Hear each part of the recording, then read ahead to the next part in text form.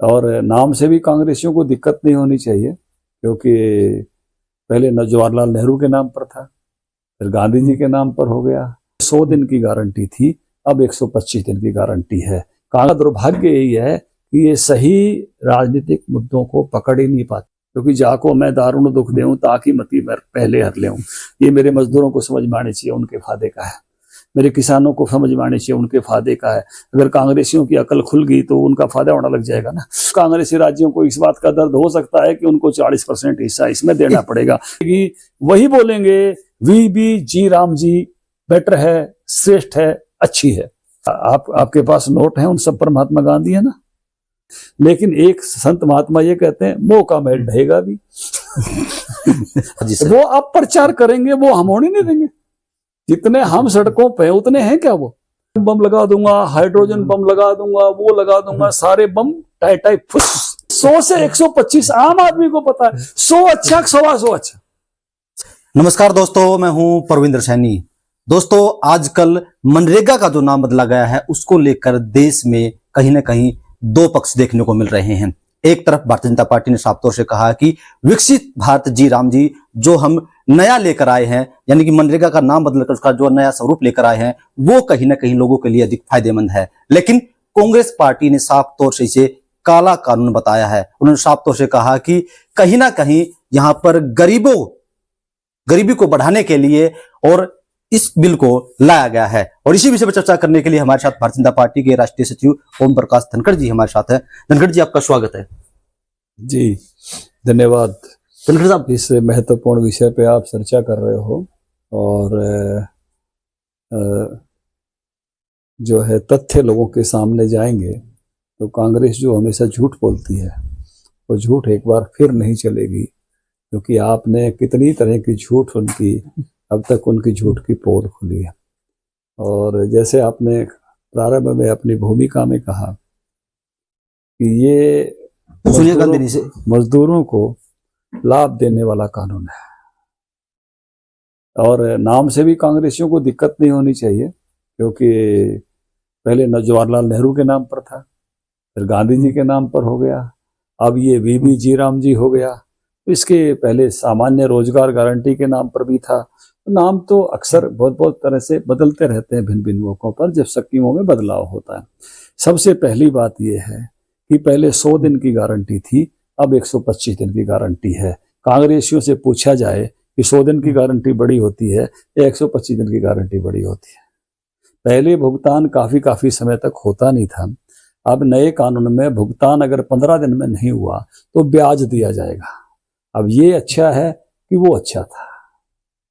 तीसरी बात, पहले जो है केवल इस प्रकार के कामों में रोजगार दिया जाता था कि जो काम स्थायी एसेट्स नहीं बनते थे, क्योंकि मनरेगा के साथ स्थायी एसेट्स नहीं जुड़े हुए थे, तो इंफ्रास्ट्रक्चर खड़ा करने के लिए उपयोग नहीं हो पाता था। अब विकसित भारत जो ग्रामीण रोजगार आजीविका मिशन में, अब मान लो अनुसूचित जाति वर्ग के भाइयों ने अपनी ही चौपाल बनानी है, इसमें बन सकती है।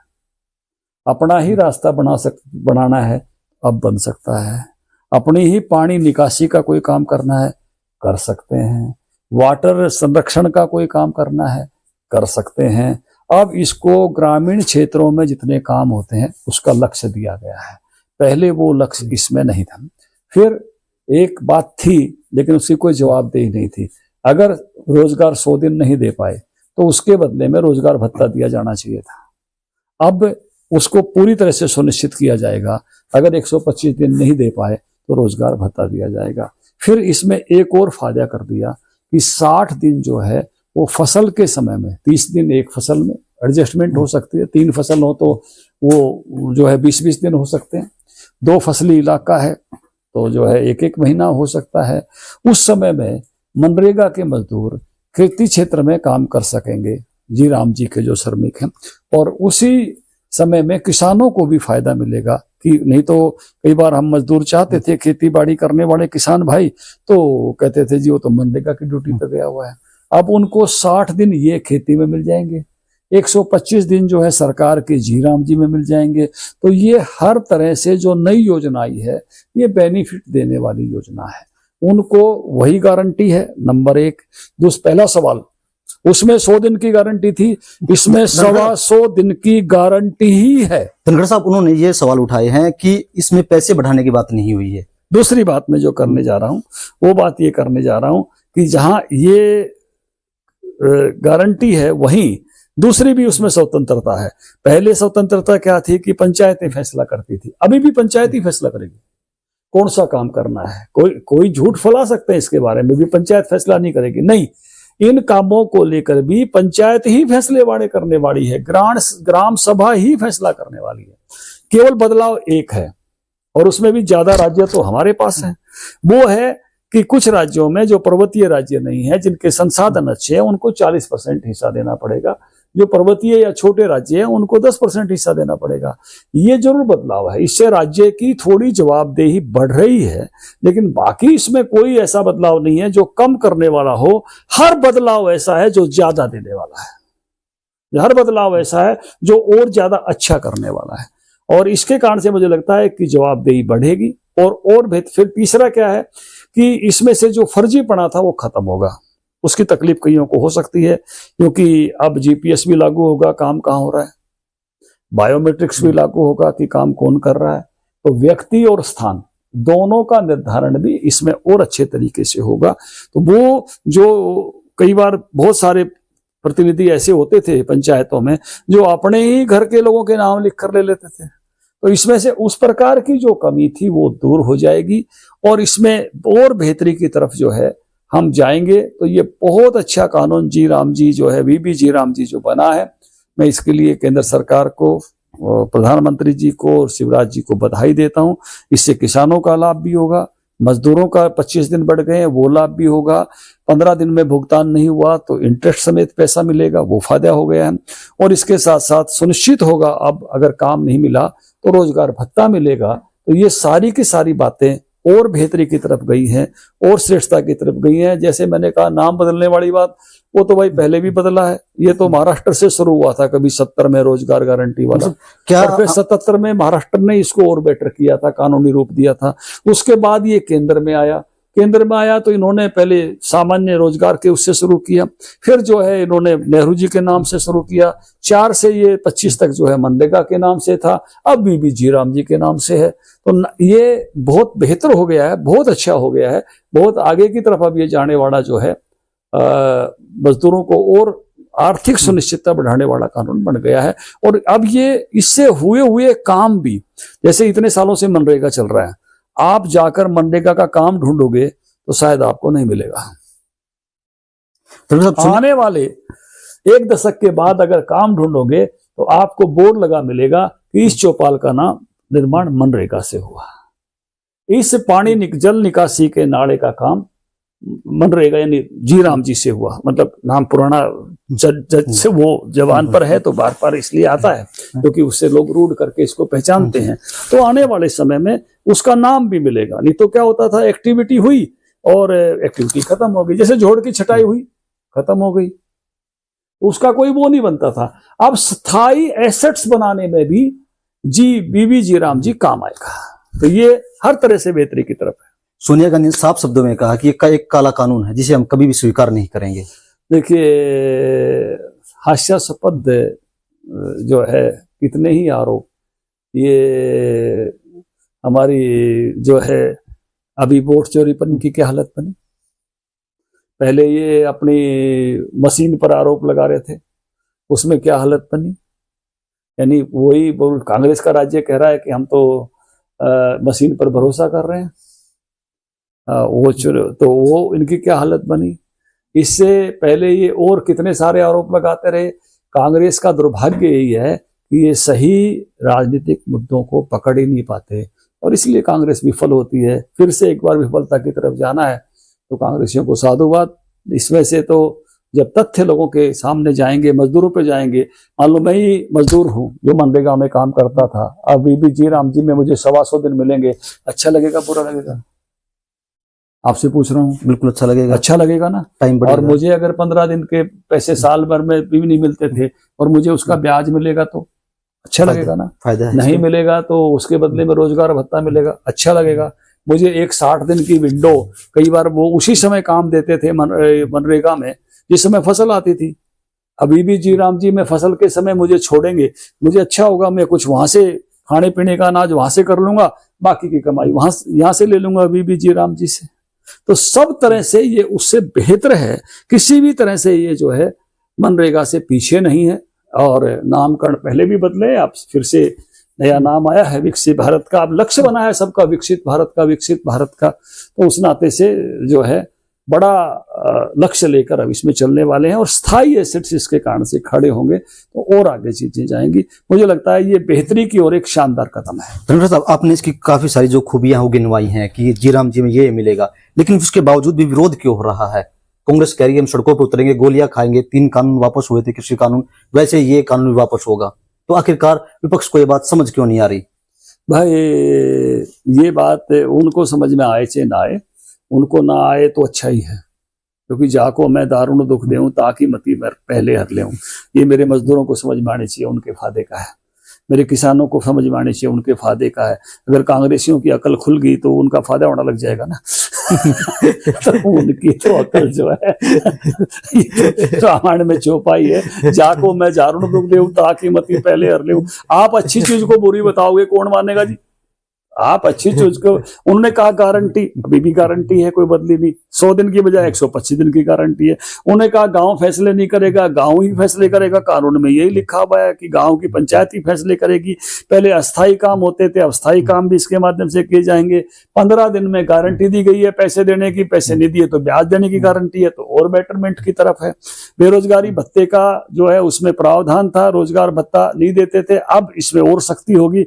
एक बात का फर्क है, जैसे मैंने का और कोई फर्क नहीं है। कुछ कांग्रेसी राज्यों को इस बात का दर्द हो सकता है कि उनको 40% हिस्सा इसमें देना पड़ेगा।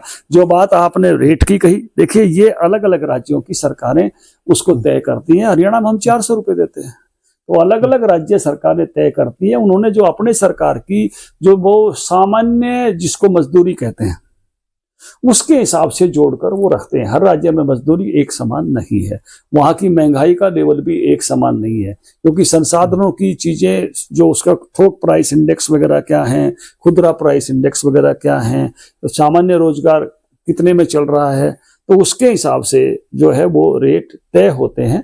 तो वो राज्य सरकारें तय करती हैं, राज्य सरकारें अपना आग्रह करके उस प्रकार का तय करती रहती हैं। तो उस नाते से वो उस पर आगे बढ़ सकती हैं। केंद्र का जो हिस्सा है वो उस प्रकार का वहां रहता ही रहता है। तो ये एक नया अच्छा कदम है, बेहतरी का कदम है। धनराज साहब, आपने भी कहा और कांग्रेस वाले भी इस पर सवाल उठा रहे हैं कि जो 40% जो हिस्सा राज्य को देना है, तो वो कह रहे हैं कि हमारे पास ये अतिरिक्त भार पड़ेगा। इसका पड़ेगा ना भैया, बहुत सारी चीजें हैं ना, बहुत सारी चीजों में आपकी अतिरिक्त आमदनियां भी तो हो रही है साल के बढ़ते बढ़ते। क्या आपके बजट वहीं रुके हुए हैं क्या? सभी राज्यों के बजट बढ़ते हैं, सभी राज्यों की आमदनी बढ़ती है। क्या किसी राज्य का बजट उसी पर टिका हुआ है? मैं जब मंत्री था तो हमारा पहला बजट पता है कितना था? 80,000 करोड़ का। अब कितना है? 2 लाख करोड़ का। ये 11 साल का अंतर है। तो ये तो बदलाव सब जगह आते हैं। जब पैसा बढ़ता है सरकारों के पास तो गरीबों के लिए खर्च भी करना चाहिए। तो मनरेगा जैसी अच्छी चीज के लिए वो संकोच क्यों कर रहे हैं? उन्होंने कुछ हिस्सा जो है इसके लिए भी जो है खर्च करना चाहिए, और उसके कारण से उनकी जवाबदेही और बढ़ेगी, इसलिए और अच्छा इंप्लीमेंट करेंगे। मैं इससे सोचता हूं। नहीं तो क्या है कि केंद्र की स्कीम है, कई स्थानों पर बहुत अच्छी इंप्लीमेंट ही नहीं हो रही थी, दुनिया भर के लेकुनाज हैं। अब ये बहस उठेगी तो वो भी उठेगा कि किन्होंने क्या क्या लेकुना रखे। तो क्या सरकार पीछे हटेगी या नहीं हटेगी इस पर? सरकार ने अच्छा किया ना, अच्छे काम से कोई पीछे हटता है क्या? आप बताइए, क्या 125 का 100 दिन कर दें? नहीं, बिल ज्यादा होना चाहिए। क्या ज्यादा होना चाहिए ना? क्या जो 15 दिन में देने की बात हुई है कि उसका जो है इंटरेस्ट देंगे, अगर नहीं दिया तो क्या ये बुरी बात है? स्थायी एसेट्स के साथ मनरेगा जोड़े, क्या ये बुरी बात है? नहीं तो क्या है, कई बार काम ही नहीं होता, क्या काम कराएं जी? अब आपने नए स्थायी एसेट्स खड़े करने हैं तो दुनिया भर के नए काम भी निकलेंगे आपके। तो इसलिए हर तरह से ये शानदार है, जानदार है और बहुत अच्छी है। और जो ही ये सब जो मनरेगा में काम करने वाले हमारे साथी थे उनके पास पहुंचेगी, वही बोलेंगे V B G RAM G better है, श्रेष्ठ है, अच्छी है। क्या महात्मा गांधी को खत्म करने की योजना है? क्या खत्म हो सकते हैं क्या? महात्मा गांधी खत्म, वो देश के राष्ट्रपिता हैं। आपके पास नोट है, उन सब पर महात्मा गांधी है ना। किसके पास महात्मा गांधी नहीं है? हर एक के पास महात्मा गांधी है। महात्मा गांधी इतना व्यापक है, उसके बारे में ऐसा अगर कांग्रेस सोचती है तो उनकी सोच संकुचित और दुर्भाग्यपूर्ण है। क्या कांग्रेस को विश्वास में नहीं लिया गया था जब ये कानून लाया गया? सदन में थे ना, सदन में बहस होकर सब कानून पास होते हैं, सब अपने अपने भाषण करते हैं। हाउस होता है इसलिए है, सरकार को हाउस में लाना पड़ता है, हाउस में पास करना पड़ता है। उन्होंने भी अपने संबोधन दिए, इन्होंने भी अपने संबोधन, पक्ष विपक्ष हो सकते हैं, चीजों से मोह हो सकता है, 40% ना लगे इसका मोह हो सकता है, किसी अपने नाम का मोह हो सकता है, अपनी योजना का मोह हो सकता है कि हमने शुरू की थी वैसी ही रहनी चाहिए, इस बात का भी मोह हो सकता है, सुधार क्यों हो, है ना। कई बार आम आदमी को भी मोह होता है, बाप दादों का घर है, बदलो मत ना। बच्चे कह रहे हैं कि भी 3 कमरों में कैसे रहेंगे, कमरे तो 5 ही हैं, है ना। ये मोह बहुत स्वाभाविक होते हैं, मोह कोई अस्वाभाविक नहीं होते, किसी के भी किसी प्रकार के मोह हो सकते हैं। लेकिन एक संत महात्मा ये कहते हैं, मोह का महल ढहेगा भी। मोह पर चीजें चलती नहीं है, चीजें मोह से आगे जाती हैं, प्रगति के साथ जाती हैं, विकास के साथ जाती हैं। तो मोह भी स्वाभाविक है और मोह का महल ढहेगा भी स्वाभाविक है। दोनों चीजें उस प्रकार से आगे ही जाएंगी। धनखड़ साहब, उन्होंने कहा कि हम सड़कों पर उतर के इसका प्रचार करेंगे कि ये एक साजिश है। वो अब प्रचार करेंगे, वो हम होने नहीं देंगे। जितने हम सड़कों पे उतने हैं क्या वो? रोज रोज हम लोगों के साथ हैं, इसलिए अब प्रचार चलने नहीं देंगे।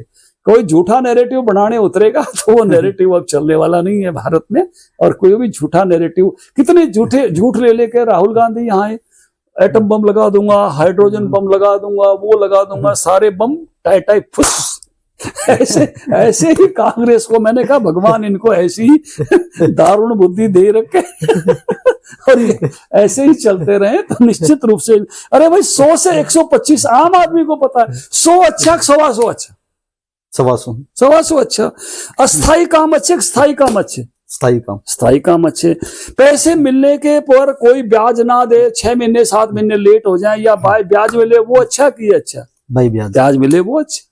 अब काम ना मिले तो रोजगार भत्ता मिले वो अच्छा कि ये अच्छा, अच्छा। तो उसको कौन सी चीज है जो अच्छी नहीं?